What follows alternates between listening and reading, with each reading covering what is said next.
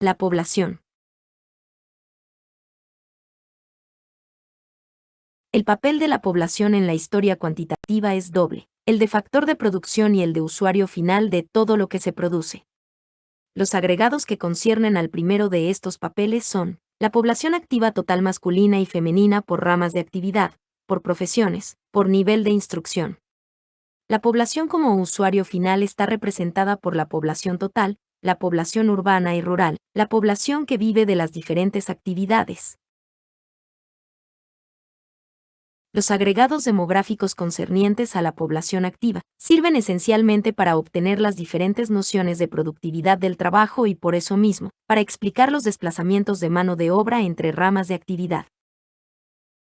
Los agregados que conciernen a la población total permiten calcular los indicadores del nivel de vida y ellos mismos pueden dividirse en función de numerosos criterios: ciudades, campos, grupos socioprofesionales, regiones, etc.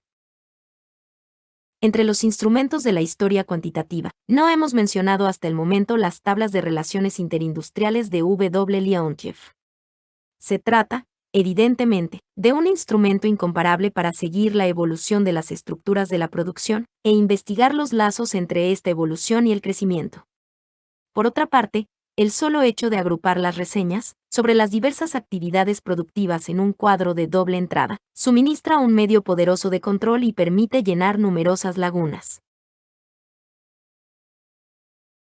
En principio, en la medida en que un estudio de historia cuantitativa es inconcebible sin el establecimiento de una serie continua del Producto Bruto Interno, cuyo cálculo supone necesariamente el conocimiento, aunque no sea más que aproximado, de las principales producciones y de los principales consumos intermedios, debería ser posible proceder simultáneamente a la construcción de registros de coeficientes de transformación.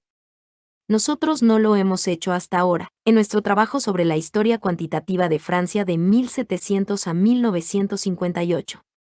Pero será necesario hacerlo en el futuro.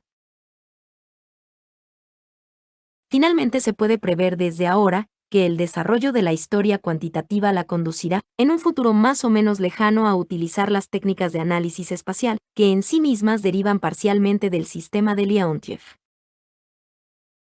Esto permitirá introducir en la explicación de la historia económica, además de los factores geográficos generales que ya son empleados por los historiadores, nociones más precisas y parcialmente mensurables, como las de polos de desarrollo, regiones motrices, flujos regionales y balances interregionales. Sin embargo, de esto no puede deducirse que la aplicación de los métodos cuantitativos a la historia económica sea una panacea susceptible de resolver todas las dificultades de la ciencia del pasado. Todo instrumento construido por el hombre tiene un campo de acción limitado por la naturaleza misma de los principios sobre los cuales se basa. La posibilidad de aplicar los métodos cuantitativos al estudio de la historia económica depende del hecho de que los fenómenos económicos son mensurables e interdependientes. Ahora bien, ninguna de estas dos características es válida de manera absoluta y en todas las circunstancias. Por el contrario, la interdependencia y la mensurabilidad de los fenómenos económicos solo existen en un espacio de condiciones bastante estrecho. Las fronteras de este espacio configuran otros tantos límites que la historia cuantitativa no podría transgredir. La interdependencia de los fenómenos económicos solo es valedera a partir de cierto grado de agregación de las operaciones elementales. Ciertamente, las relaciones puramente contables del género de la igualdad, renta disponible igual a consumo más ahorro, son válidas tanto para las unidades microscópicas como para los agregados macroscópicos, porque son una consecuencia lógica de las definiciones fijadas. Pero no ocurre lo mismo con las relaciones debidas a la técnica, a las instituciones y al comportamiento de los hombres. Estas relaciones solo son válidas entre las medias de los hechos que supuestamente relacionan. No significan de ningún modo que dos hechos aislados, cada uno de los cuales participa en uno de los dos agregados ligados entre sí por una relación de este tipo, están ellos mismos ligados por esta relación. Las técnicas de la historia cuantitativa no son aplicables a la explicación de los hechos históricos aislados. Sirven para escribir a historia de las masas, pero permanecen indiferentes ante la historia de los héroes. Esta insensibilidad congénita de la historia cuantitativa frente a aquello que, hasta estos últimos tiempos, constituía la esencia de la historia, el hecho único localizado con precisión en el tiempo y en el espacio, se agrava aún más por la dependencia respecto a las insuficiencias de la información. Cuando se trata de periodos para los cuales no existe ninguna estadística regular, como sucede en Francia en casi todos los periodos anteriores a 1815, es absolutamente imposible construir un solo agregado compuesto únicamente por hechos acaecidos en el curso de un solo y mismo año. Todas las estimaciones de los autores de la época que uno se ve obligado a utilizar están realizadas en el cuadro del año común, que corresponde a la idea que dichos autores se hacían de las dimensiones habituales, del modo, en lenguaje estadístico, del fenómeno en cuestión durante un periodo generalmente indeterminado. En lo que concierne a los periodos para los cuales se dispone de datos estadísticos regulares, estos solo muy raramente engloban la totalidad de los hechos acaecidos en el año, y pertenecen conceptualmente a un agregado determinado. El historiador cuantitativo debe entonces optar entre dos expedientes: reducir la periodicidad de estos agregados, o completar las lagunas de la información por interpolación o extrapolación. En realidad, deberá recurrir a estos dos expedientes a la vez. Elegirá para sus agregados una periodicidad suficientemente reducida que le permita disponer, en cada intervalo de tiempo, de la mayor parte de la información necesaria, y completará la información que le falta mediante una interpolación o una extrapolación cuyos resultados, por otra parte, podrán ser verificados aplicando los procedimientos de control vertical y horizontal que mencionamos más adelante. Supongamos, para fijar las ideas, que la periodicidad elegida sea de 10 años, como en el caso de nuestros trabajos actuales.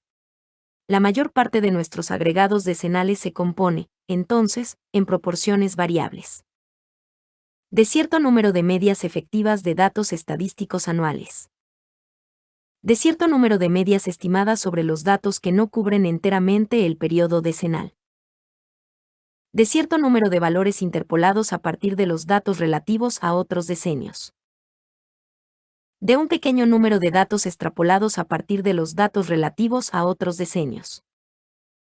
El hecho de proceder por periodos decenales elimina automáticamente del relato histórico así obtenido todos los fenómenos con periodicidad más corta. Sería inútil, por ejemplo, investigar en tal relato los rastros del ciclo económico de Juglar, y mucho más los del ciclo de Kitchin, o de las variaciones estacionales. Las variaciones accidentales, normales, es decir, las pequeñas variaciones tan frecuentes que se producen, indiferentemente en los dos sentidos bajo el efecto de causas múltiples y entrelazadas que constituyen el azar, generalmente son eliminadas en forma completa. Las variaciones accidentales mayores, no compensadas por las variaciones inversas que sobrevienen en el curso del mismo decenio, ven reducido su efecto en las 9/10 partes. Subsisten únicamente en su integridad las variaciones que durante toda la duración decenal se dirigen en el sentido único del crecimiento o de la declinación. Todavía es necesario que el cambio de orientación de estos movimientos de larga duración no se produzca hacia la mitad de un decenio, porque si es así, la media decenal no nos proporciona más que la resultante de los dos movimientos de sentido opuesto, sin que se pueda discernir el momento de cambio de la tendencia y el nivel en que se cumplió. Nada impide, sin embargo, descomponer el decenio que recubre un hecho capital de este género, en periodos más cortos que permitirán observarlo lentamente. El caso de las medias incompletas y de los valores interpolados es más serio. Aquí, el historiador cuantitativo supone implícitamente que el movimiento de larga duración, observado más arriba y más abajo del intervalo que se trata de completar, se continúa imperturbablemente en el interior del intervalo. ¿Cuál es la importancia del error al cual se expone procediendo de tal manera? Dado que adoptando la periodicidad decenal se reduce el objeto de la investigación a los movimientos de larga duración, el error de interpolación es igual a la diferencia entre la magnitud interpolada y la media decenal de las magnitudes reales. Todas las diferencias que podrían surgir de los movimientos de corta duración o de las variaciones accidentales son eliminadas. El error solo puede, pues, provenir de una de las dos circunstancias acaecidas en el intervalo interpolado: de una aceleración seguida de una desaceleración del crecimiento, de una desaceleración seguida de una aceleración del crecimiento.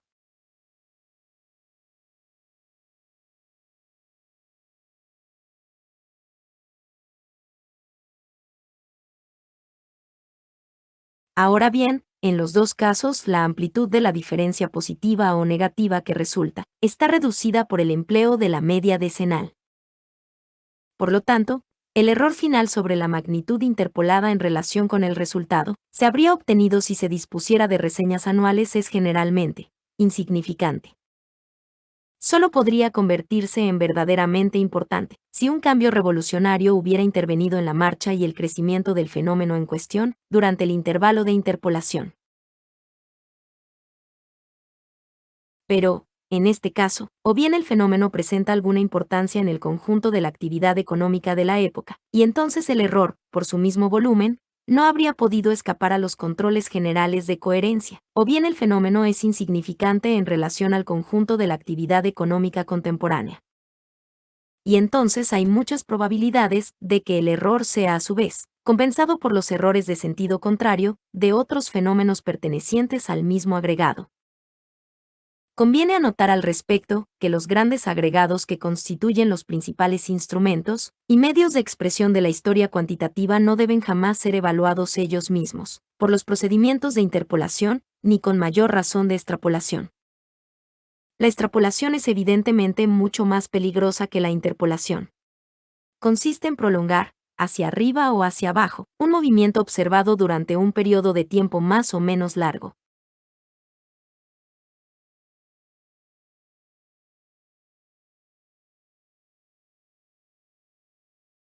Cuando se trata de un movimiento de crecimiento positivo, como este que está representado en el gráfico, la extrapolación hacia arriba casi no puede dar lugar a errores muy importantes sobre el agregado que contiene el fenómeno en cuestión, porque éste, por regla general, al encontrarse al principio de su crecimiento, representa un peso muy débil en el valor total del agregado. Así, el producto agrícola de Francia casi no puede ser afectado por los errores cometidos acerca de la cotización de la papa antes de 1815. Además, aunque se ignore la importancia cuantitativa de un fenómeno que comienza a crecer, se conoce generalmente su fecha de nacimiento, porque su misma novedad ha llamado la atención de los contemporáneos. Se puede, entonces, establecer aproximadamente la pendiente de la curva extrapolada entre el punto T y el primer periodo estadísticamente conocido. Quedan las extrapolaciones hacia abajo. Felizmente son muy raras, porque, en conjunto, la densidad de la información de base, aunque no siempre su calidad, tiene tendencia a aumentar con el advenimiento de los tiempos modernos. Cuando, a pesar de todo, uno se ve obligado a practicarlas, se reduce el error si se trata de descubrir, entre los fenómenos conocidos, aquellos cuyo desarrollo está más o menos ligado a la estimación a extrapolar. Los controles verticales y horizontales de las estructuras que contienen el fenómeno en cuestión completan estos tanteos. Pero estos mismos controles solo son válidos si el número de valores extrapolados en el patrón de las magnitudes interdependientes, que contienen a dicho fenómeno, es inferior al número de ecuaciones que forman ese patrón. La insuficiencia de la información y la necesidad de servirse de medias, efectivas o estimadas, que cubren varios años, hacen que a la insensibilidad de la historia cuantitativa, por lo que es excepcional en un momento dado, se sume su insensibilidad para todo lo que tenga poca duración.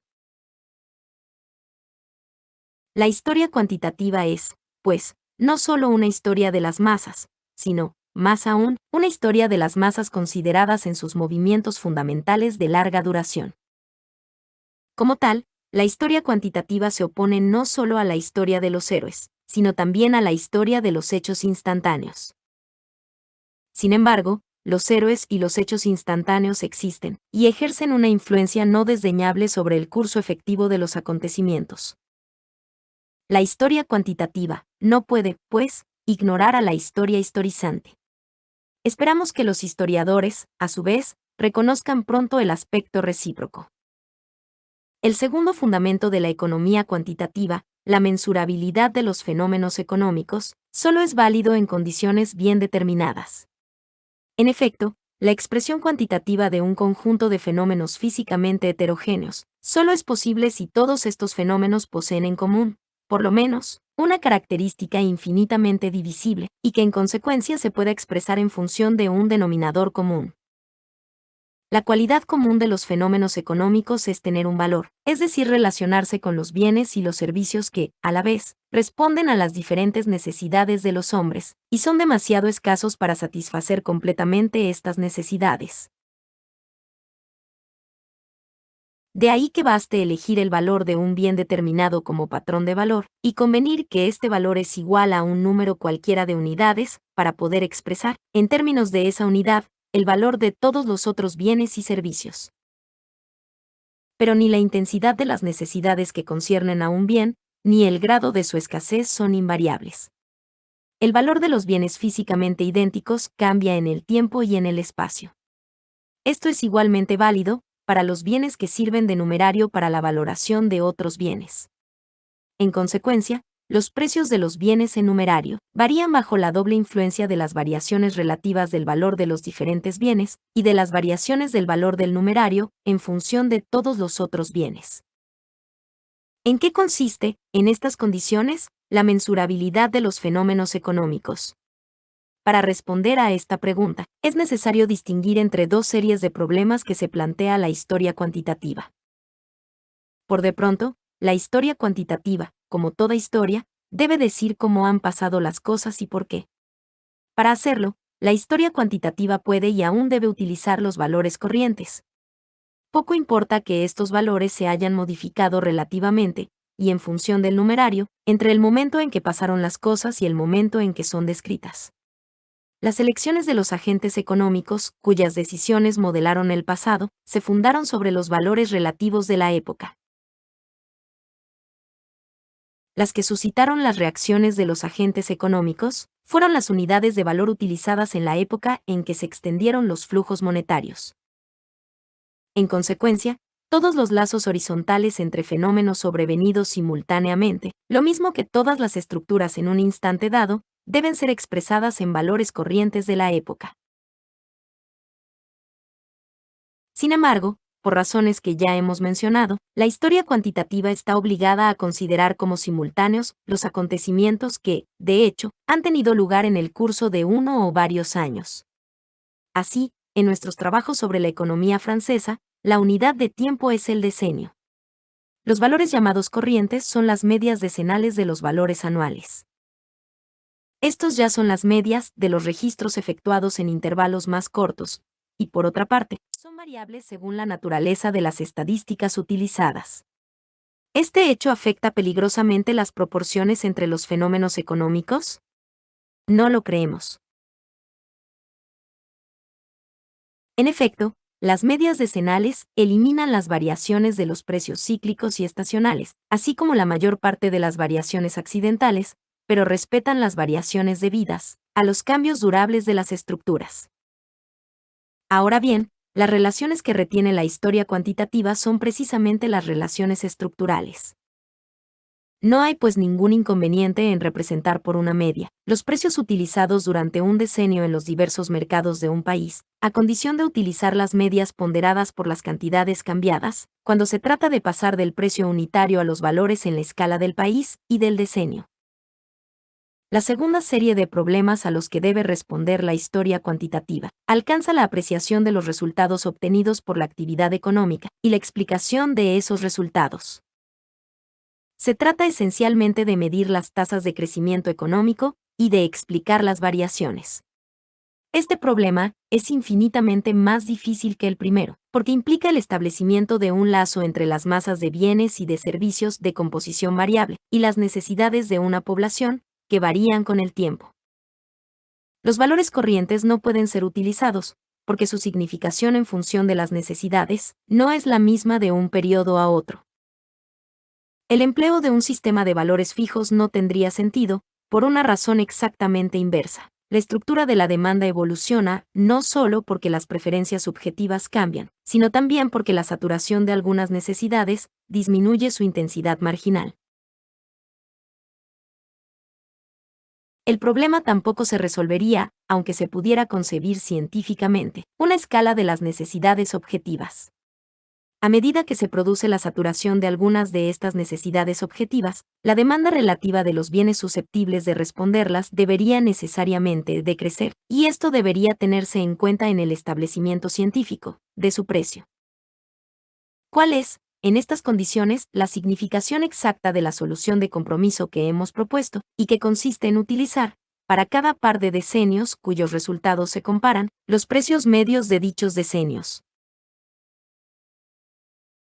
Esta solución supone implícitamente que los precios medios de 2 decenios reflejan con bastante fidelidad la estructura de los valores relativos que han prevalecido a lo largo de los 20 años considerados.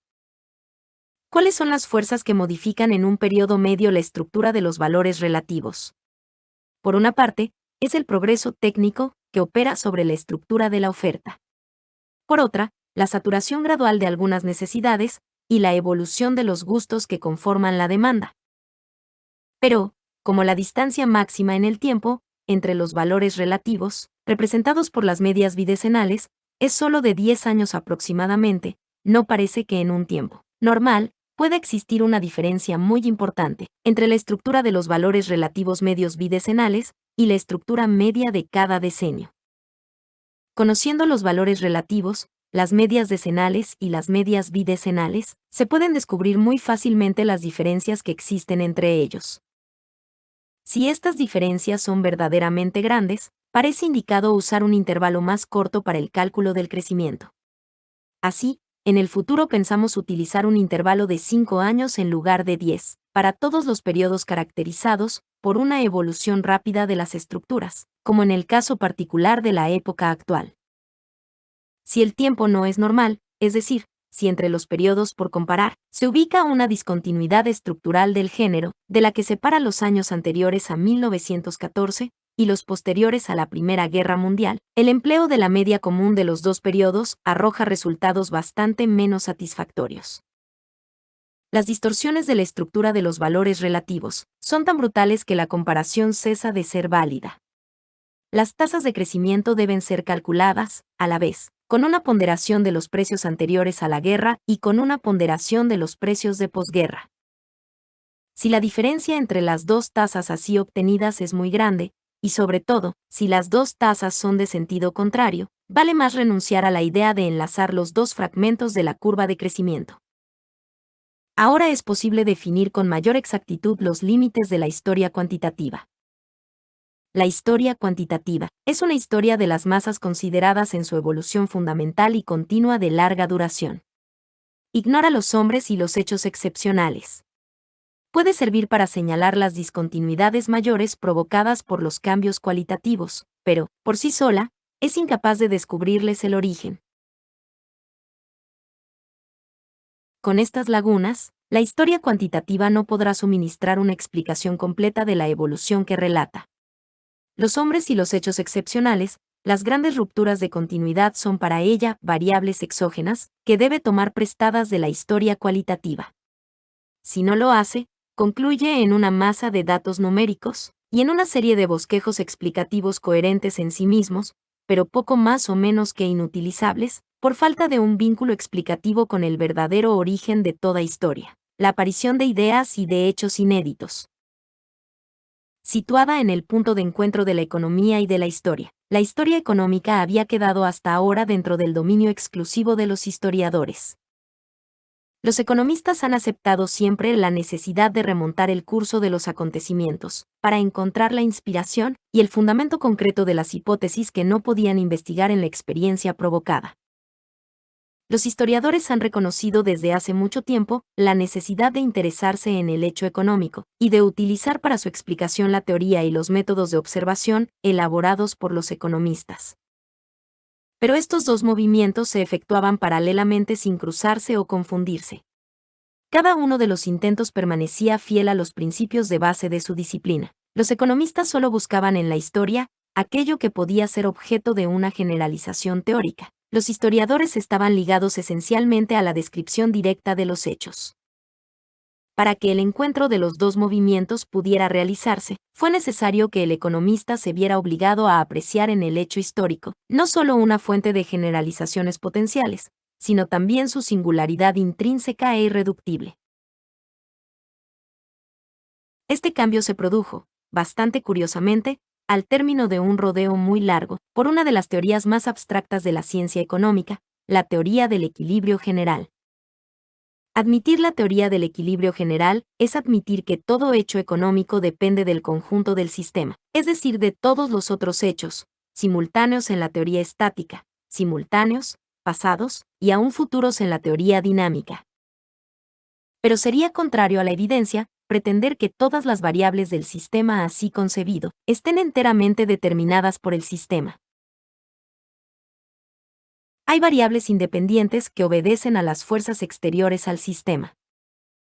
En la medida en que estas variables independientes existen y operan sobre el sistema, ninguna variable dependiente, ningún movimiento en el sistema pueden explicarse de modo totalmente satisfactorio, sin hacer referencia a las principales variables independientes que determinan las condiciones de la experiencia. Comprobar estos hechos no es negar la validez de las leyes económicas. Estas leyes existen. Sirven para explicar las relaciones entre diferentes grupos de variables dependientes, y en este sentido su conocimiento es indispensable. Pero como la acción de las variables independientes que no se tienen en cuenta no puede eliminarse, la explicación así suministrada no corresponde nunca de manera exacta a la realidad concreta de los hechos. Una vez consciente de esta relatividad de las leyes económicas, el economista trata de disminuir las tensiones que resultan, mediante un estudio cada vez más profundo de las variables independientes que condicionan la aplicación de las leyes económicas.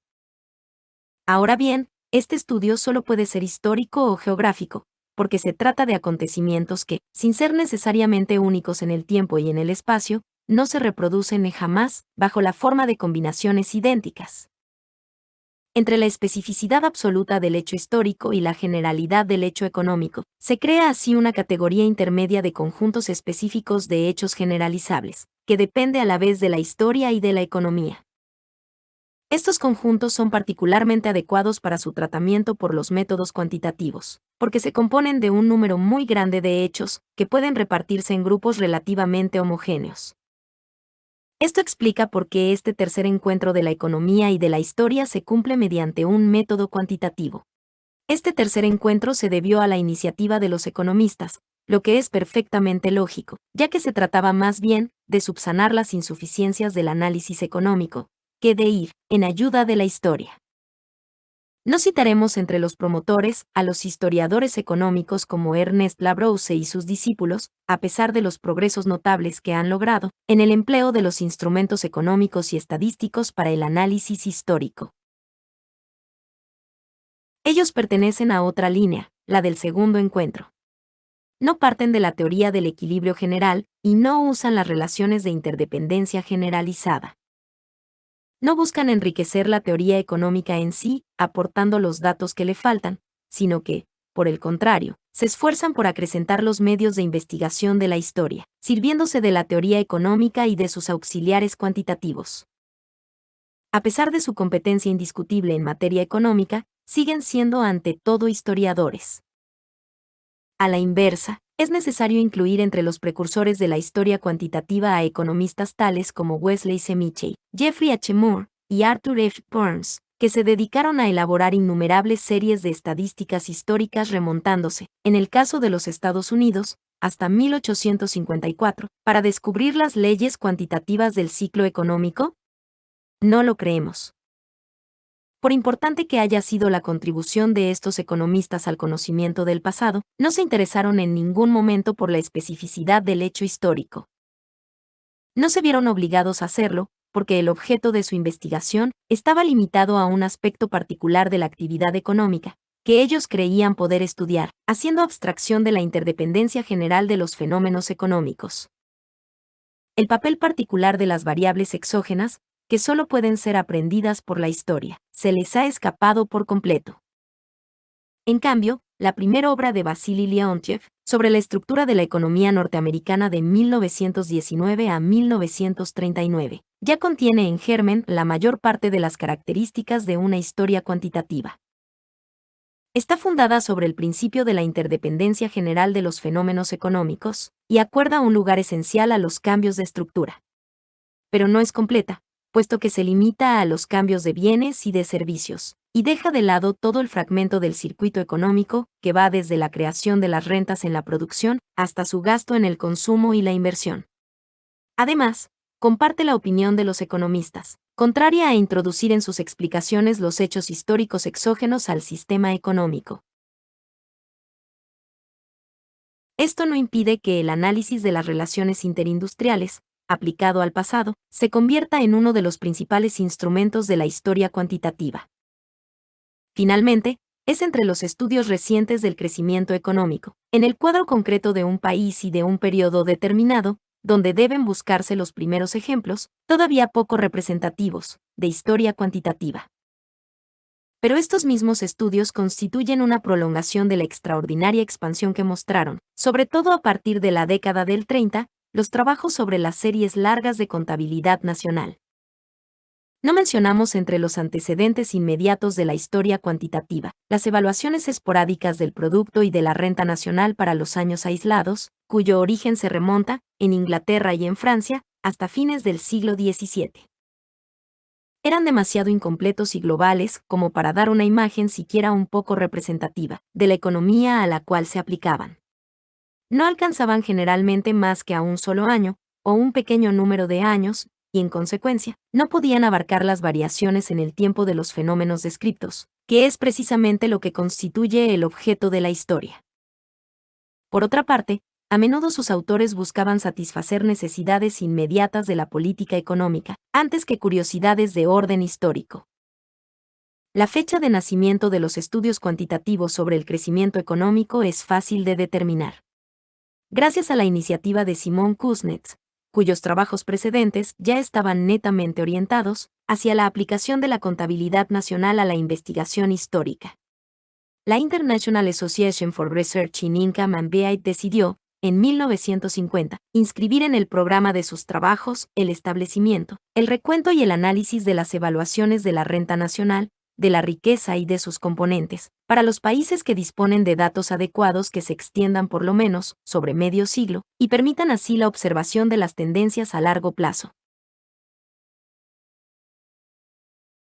Los primeros resultados obtenidos por los pioneros de esta nueva investigación fueron presentados al tercer congreso de la IARIW, realizado en agosto de 1951 en Royalmount. Puede considerarse que únicamente los dos informes norteamericanos constituyeron, en conjunto, un verdadero análisis económico cuantitativo del crecimiento. Análisis económico que ya deja presentir la eclosión de la historia cuantitativa. El cuidado de la generalización todavía aparece dominante, frente al empleo de los datos exógenos de esencia histórica.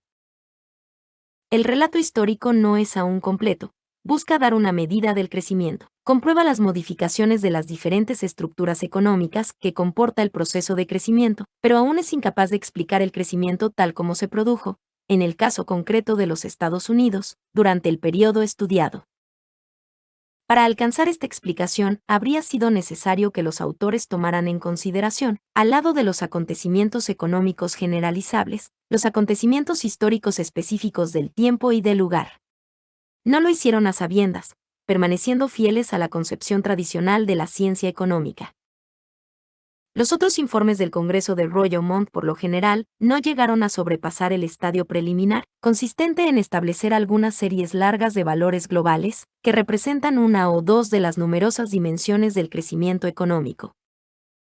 En lo que concierne especialmente a la contribución francesa, elaborada por el Instituto de Ciencia Económica Aplicada, comprende una primera selección de 35 estimaciones de la renta nacional de Francia, para una treintena de años que se escalonan entre 1780 y 1914.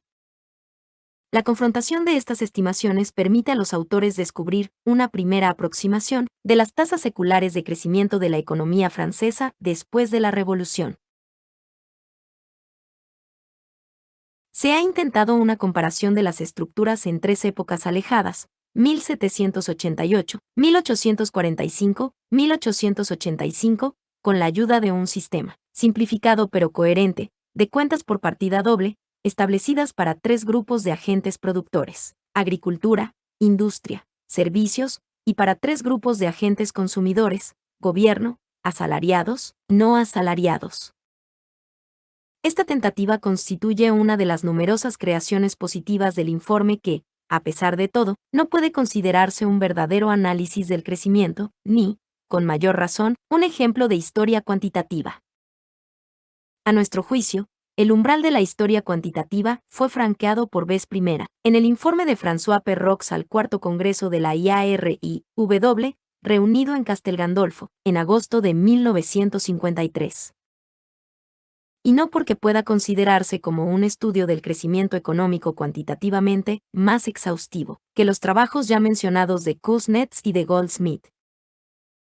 Por el contrario, los datos cuantitativos del informe francés son todavía mucho menos precisos y detallados que los de las contribuciones norteamericanas al Congreso de Royaumont, y aún que ciertos datos de algunos otros informes presentados en el Congreso de Castel Gandolfo.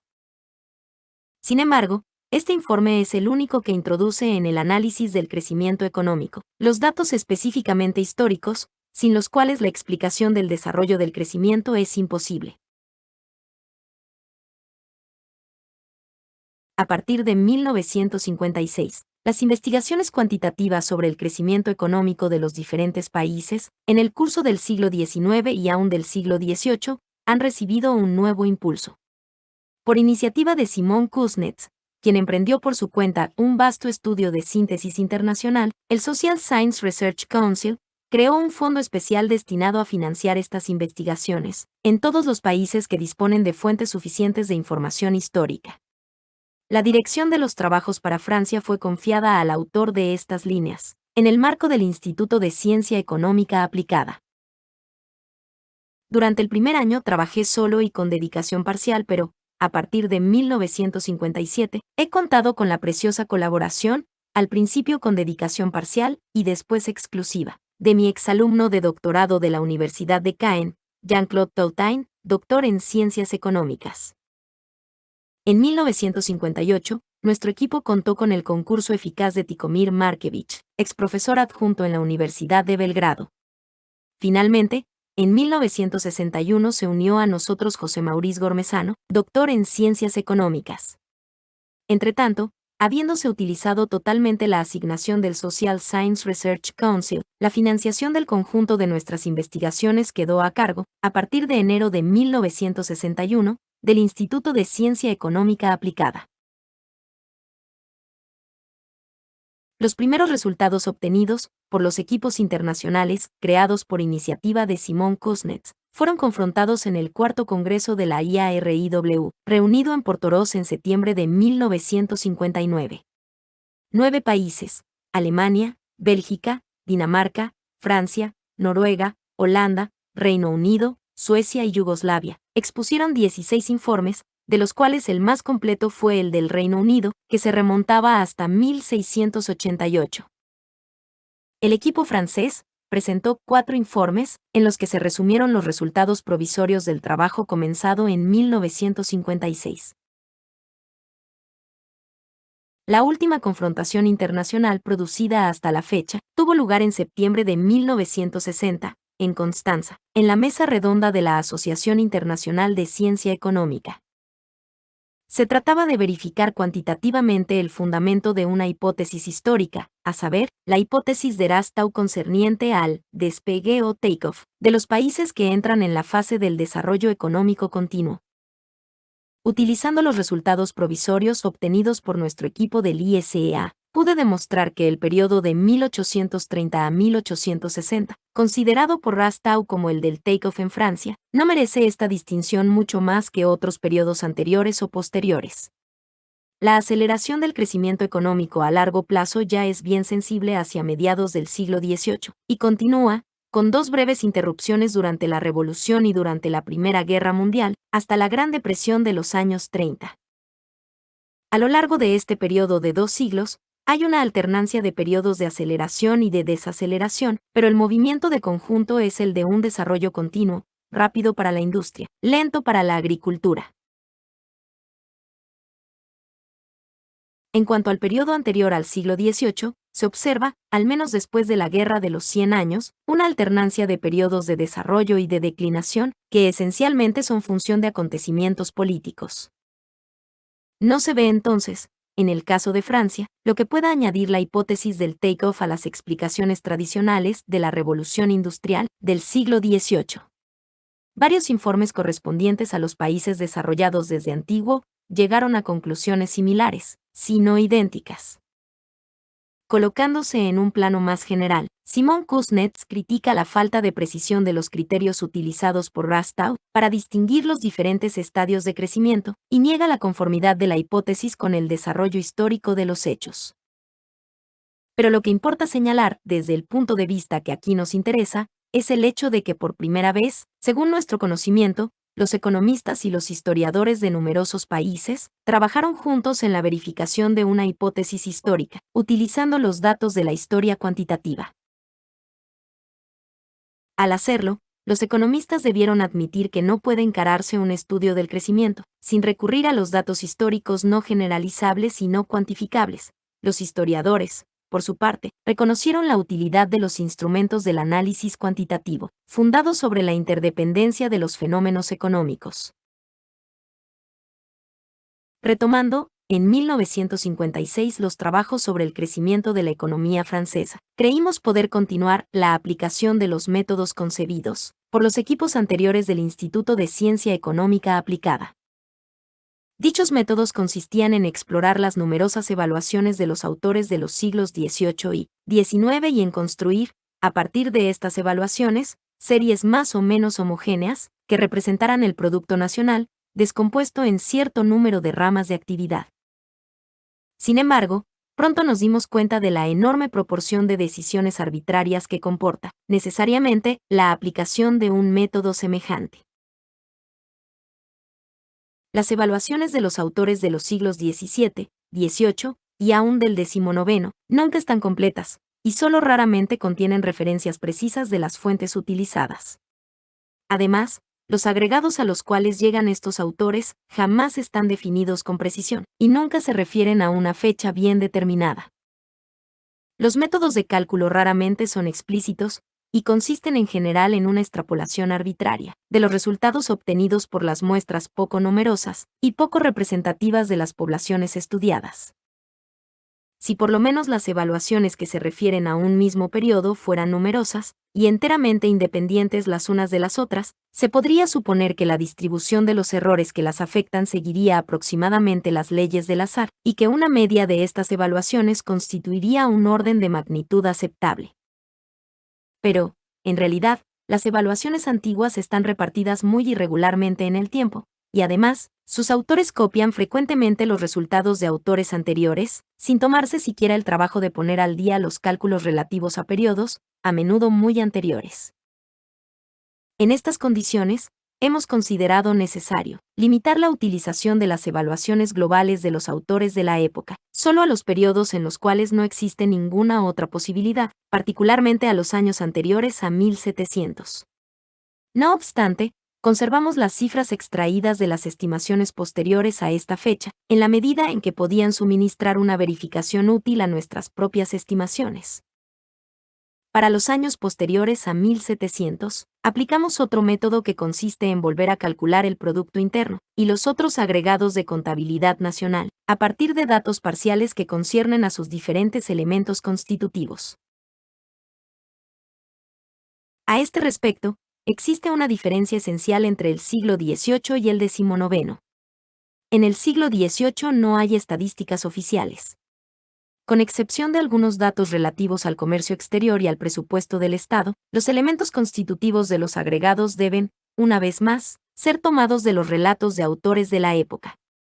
Pero las posibilidades de control y de selección racional son esta vez mucho más grandes que en el caso de las estimaciones globales. Se trata, en efecto, de datos físicos que los observadores de la época han podido obtener más fácilmente, y con un riesgo de error menor que las magnitudes abstractas del producto o de la renta global. Así sucede en particular con los rendimientos medios de las diferentes plantas agrícolas, las proporciones del territorio agrícola destinadas a los diferentes cultivos, el número y la producción de algunas manufacturas, el número de artesanos y de obreros de algunas ciudades o regiones, o de algunos establecimientos industriales, la importancia habitual de algunos consumos populares, la renta habitual de las propiedades raíces, el monto habitual de las remuneraciones de algunas categorías de salarios, etc. Las estimaciones de estas magnitudes son, generalmente, mucho más numerosas que las evaluaciones globales del Producto Nacional. Están realizadas por autores que pertenecen a escuelas de pensamiento más diversas y menos dependientes entre sí que aquellas de las que forman parte los contadores nacionales de la época.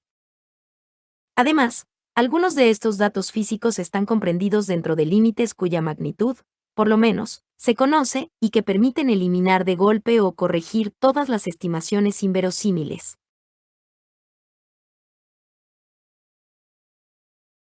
Es cierto, por ejemplo, que el territorio agrícola no puede exceder un cierto porcentaje del territorio total, y que la suma de las superficies cultivadas y no cultivadas debe ser igual al territorio agrícola. Que el total de cultivos de superficies cubiertas de hierba, viñas, bosques, huertas y huertos debe necesariamente ser igual al territorio agrícola cultivado. Que el consumo de los cereales calculado a partir de las raciones medias no puede exceder la producción nacional de cereales aumentada por las importaciones y disminuida por las exportaciones, y que la producción nacional de cereales debe ser igual al producto de un rendimiento físicamente posible por la superficie dedicada a los cultivos.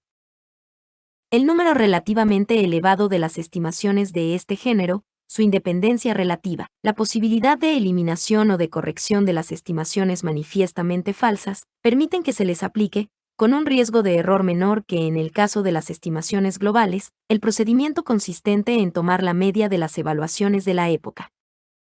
En lo que concierne al siglo XIX, el cálculo de los elementos que constituyen los diferentes agregados de contabilidad nacional está ampliamente facilitado por la aparición, a partir de 1815, de las estadísticas oficiales. Estas estadísticas no cubren íntegramente todas las actividades económicas de la nación. Su densidad y su precisión no son constantes.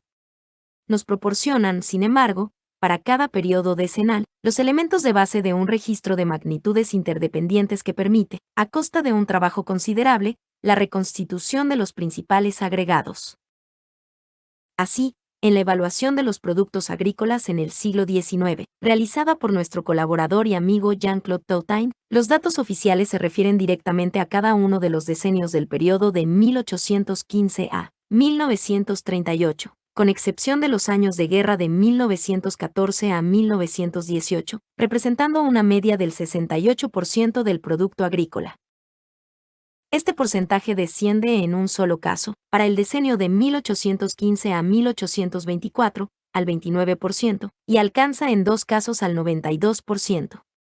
Gracias a la existencia de las encuestas agrícolas de 1840, 1852, 1862, 1882, 1892 y 1929, los elementos que faltan en cada decenio pueden siempre ser recalculados por interpolación lineal. Evidentemente, no puede considerarse que este procedimiento proporcione las cifras exactas de la producción interpolada de cada decenio, pero dada la lentitud con que evolucionan las estructuras agrícolas, el error relativo no es generalmente grande. En cuanto a las repercusiones de los errores de interpolación sobre el producto agrícola total, deben desecharse por completo. La interpolación recae en productos secundarios, cuya participación en la producción total es muy pequeña, y no hay razón para que los errores de interpolación en el interior de un periodo se produzcan todos en el mismo sentido. Por el contrario, el hecho de que las superficies que llevan los cultivos interpolados constituya, para un periodo dado, una magnitud inextensible, debería normalmente conducir a una compensación al menos parcial de los errores. En fin, si bien el procedimiento de interpolación, lo mismo que el que se sirve de medias decenales, elimina o atenúa mucho las fluctuaciones cíclicas, por otra parte respeta perfectamente las tasas de crecimiento a largo plazo que, por el momento, constituyen el objeto principal de nuestras investigaciones. En una palabra, parece que en lo concerniente a la agricultura del siglo XIX, nuestro método de cálculo no aumenta, de manera sensible, el margen de error que afecta a las estadísticas oficiales utilizadas como base de nuestras evaluaciones. Este último margen es ciertamente importante. Los informes reunidos por los servicios estadísticos antes de 1852 eran recogidos por los alcaldes. En 1852 se organizaron comisiones cantonales, encargadas de evaluar la extensión de las superficies cultivadas y la producción. En 1902 se crearon en cada comuna registros de cultivos, en los cuales debían asentarse las superficies cultivadas, según la naturaleza del cultivo, mientras que la estimación de los rendimientos fue confiada a comisiones cantonales y departamentales, secundadas por los profesores departamentales de agricultura. Es imposible medir el grado de arbitrariedad aportado por cada uno de estos organismos a la evaluación de las superficies y de los rendimientos, pero tampoco parece que existan razones para creer en la presencia de un error sistemático, susceptible de afectar serviblemente la estimación de las tasas de crecimiento a largo plazo. Los datos disponibles para la evaluación de las actividades no agrícolas en el siglo XIX son relativamente menos completos que los que se refieren a la producción agrícola. Aún sin hablar de los servicios, las estadísticas relativas a la producción industrial y artesanal solo existen en forma de series continuas para una pequeña fracción del número total, extremadamente elevado y creciente en aquel tiempo, de productos industriales de toda clase. Afortunadamente, estas estadísticas abarcan generalmente las producciones más importantes, cuya contribución al valor agregado total es decisiva. Además, 5 censos industriales, 1802 a 1812, 1839 a 1845, 1861 a 1865, 1873 y 1930 a 1931, de un valor muy desigual por otra parte, pueden, conjuntamente con un pequeño número de estimaciones de autores privados, servir de base a los cálculos de interpolación sobre las actividades no comprendidas en las estadísticas oficiales. Las estadísticas del comercio exterior. Los datos sobre el consumo de energía. La evolución de la repartición profesional de la población. Las estadísticas fiscales y otros indicadores generales o específicos permiten precisar el ritmo general de las curvas de interpolación y no recurrir a la interpolación lineal sino en los casos, relativamente raros, y poco importantes en relación al volumen total del producto industrial, en que no existe ningún informe sobre la evolución de la producción en cuestión. A pesar de todas estas precauciones, consideramos que nuestras evaluaciones son esencialmente provisorias, mientras no pasen por la prueba final de la confrontación en un sistema integrado de cuentas para cada periodo decenal, o, por lo menos, para un cierto número de periodos decenales caracterizados por una abundancia relativa de información estadística. A pesar de la importancia y la duración de nuestro esfuerzo colectivo, sin duda alguna los resultados serán muy defectuosos. Que el lector no tenga indulgencia y que no vacile en considerar todos nuestros errores de hecho, de método y de interpretación. La historia cuantitativa de la economía francesa es una obra inmensa, que solicita la labor de varios equipos de historiadores y de economistas de las más variadas formaciones. Solo puede crecer y afirmarse al calor de apasionadas discusiones. Sería de desear que la experiencia del pasado así adquirida nos dé la prudencia necesaria para abordar con menos pasión los problemas del presente.